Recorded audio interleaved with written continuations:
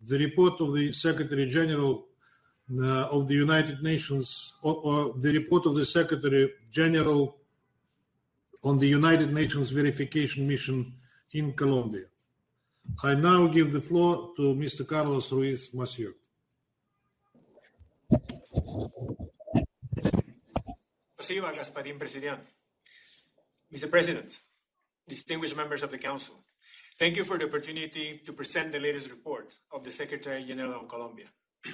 It is a pleasure to do so in the company of Foreign Minister Claudia Blum. Almost 4 years after the conclusion of the negotiations that led to the final peace agreement, it is important to recall its main objective, ending more than 5 decades of confrontation between the Colombian State and the FARC-EP, as well as the opening of a long and complex phase of building lasting peace.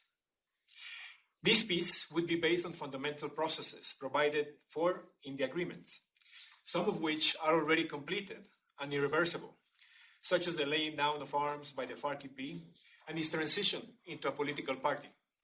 And others are still under construction, including the effective reintegration of its members into civilian life, the search for truth, reparations, and restorative justice for victims, and the transformation of rural Colombia. There have been historic and undeniable achievements along the way, but enormous challenges still remain. A continued commitment by the parties to the implementation of the agreement is required, as well as the active participation of Colombian state entities and civil society to ensure that these achievements are built upon and truly sustainable. Mr. President, despite continued attacks and stigmatization against them, the vast majority of those who lay down their weapons remain engaged in the reintegration process, with nearly a third of them having received funding for productive projects through mechanisms created by the peace agreement. Former combatants are currently working alongside their families and local communities to withstand the health and economic effects of the pandemic. I would like to highlight the recent approval of the first reintegration roadmap with an ethnic approach in the indigenous community of Mayasquer, of the Pastos indigenous peoples, in Nariño Department. Thanks to this agreement, the indigenous authorities agreed to support the formal reintegration process of 114 former combatants, mostly of indigenous origin, within the community and in accordance with their traditions. This development demonstrates the importance of ensuring an ethnic perspective to the reintegration process. The issue of land continues to be one of the most pressing matters for the reintegration process.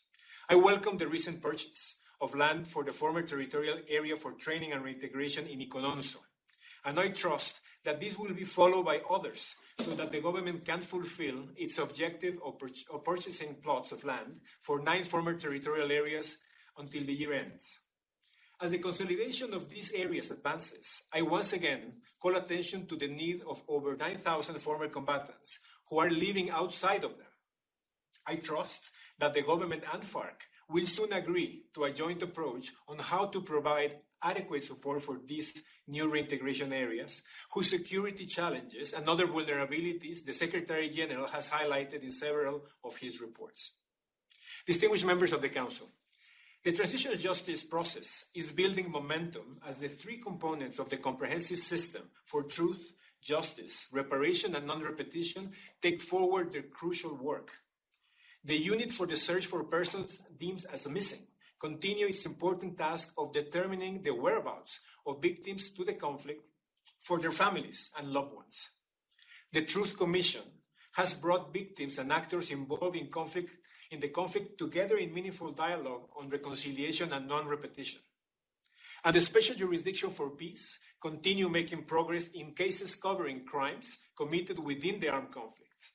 Over the last few weeks, several top FARC party leaders admitted responsibility for their role in various crimes committed during the conflict, demonstrating powerfully that the peace process is beginning to deliver on its promise to shed light on the horrors of the past, which is an essential building block to provide healing to Colombian society. To continue paving the way towards reconciliation, support for the work of the comprehensive system remains fundamental, including through full respect of its autonomy and independence, cooperation from all actors, and an active and authentic participation from those who took part in the conflict.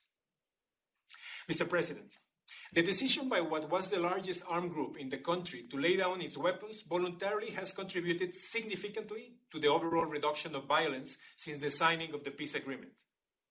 Unfortunately, some of these areas that suffer immensely during the conflict continue to be besieged by violence from other actors who continue attacking social leaders, human rights defenders, former combatants, and entire communities. Recent massacres in various departments have served as a painful reminder of how innocent civilians, including young people, are falling victims to the actions of these groups.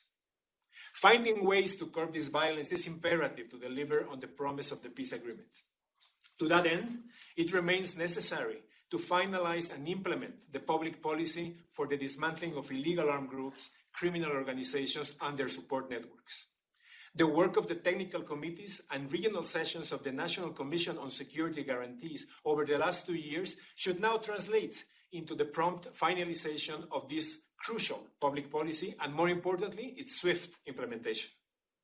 Similarly, timely responses to address the risks identified by the early warnings of the Office of the Ombudsman can be decisive in reducing violence. I take the opportunity to also reiterate the Secretary General's call, supported by this Council, for a global ceasefire to allow for all efforts to focus on relief from the pandemic. Reduction of violence in conflict-affected areas is all the more important in the context of this public health crisis. Working jointly with the communities is also essential to devise effective security measures tailored for local context. I am encouraged by the joint work between civil society actors and the government entities in the framework of the technical committees of the Comprehensive Security and Protection Programs for Communities, Decree 660. It is now necessary to move forward to make this operational on the ground, including through the various pilots initiatives, so that we can report concrete progress over the coming months.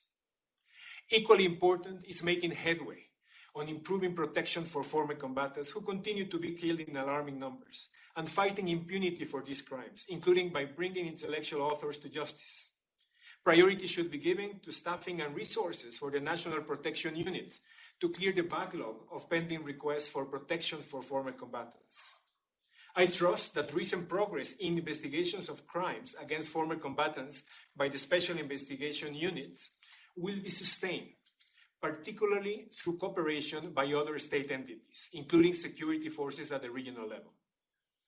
Mr. President, distinguished members of the Council, one of the objectives of the peace agreement that I mentioned earlier is to achieve a profound transformation of rural Colombia. The consequences of the pandemic have highlighted the urgency of taking on the historic challenge of bringing development, security, and opportunities to rural areas in Colombia. In this regard, I would like to reiterate the Secretary General's call to all actors in Colombia to view the implementation of the peace agreement as an essential part of the recovery from the effects of the pandemic, and to take advantage of the agreement's tools to address challenges associated with recovery. For example, the necessary public health investments in rural areas can be guided by the elements on rural health in the first section of the agreement. Economic recovery in conflict-affected areas can be enhanced by strengthening productive projects that benefit former combatants and communities. Similarly, the development programs with a territorial focus, PEDETs, continue to be a valuable mechanism for bringing investments and state presence to the 170 municipalities most affected by conflict and poverty. Given the financial constraints posed by the pandemic, I applaud the efforts to diversify funding for implementing these programs, including the recent approval by Congress of additional funds from mineral royalties and resources from the private sector through the Work for Taxes program. It is important to ensure that implementation of the PEDET is carried out in collaboration with regional and local authorities and with the participation of local communities, as well as to ensure that they are articulated with other programs set out by the peace agreement, including the reintegration process and the National Comprehensive Program for the Substitution of Illicit Crops, PENIS in Spanish. Ultimately, the efforts to build peace and the pandemic recovery efforts should be complementary, focusing on the fundamental objectives of strengthening the integrated presence of the state in the regions that for decades have demanded it the most. Mr. President, in 2 weeks, the Council will commemorate the 20th anniversary of adoption of Resolution 1325, on women, peace, and security. Few peace agreements in history have addressed gender issues as comprehensively as the final peace agreement in Colombia.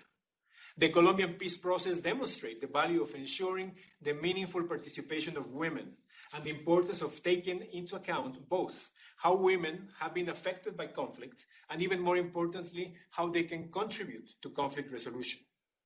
Challenges still remain in terms of improving security for women social leaders and human rights defenders, ensuring a more robust participation of women former combatants in reintegration efforts, and addressing the scourge of sexual and gender-based violence, which has seen an upsurge during the pandemic. I encourage all actors, including government and FARC party, to take inspiration from the anniversary of the Resolution 1325 and to redouble efforts to fully implement the gender provision of the agreement, together with the leadership of women organizations at the national and local levels. Let me conclude by paying tribute to the strength and courage of Colombia's countless women peace builders, the leaders and members of women organizations I have met in travels around the country, the women social leaders who are too often under threat in their communities, the victims who are participating actively in reconciliation efforts, and the women leaders of ethnic organizations who strive to protect their culture and ensure the rights of their communities. We owe it to these brave women and to the generations that will succeed them to ensure that peace in Colombia continues to take root through the continued implementation of the final peace agreement. I thank you, Mr. President, and distinguished members of the Council. I thank Mr. Ruiz Massieu for his briefing.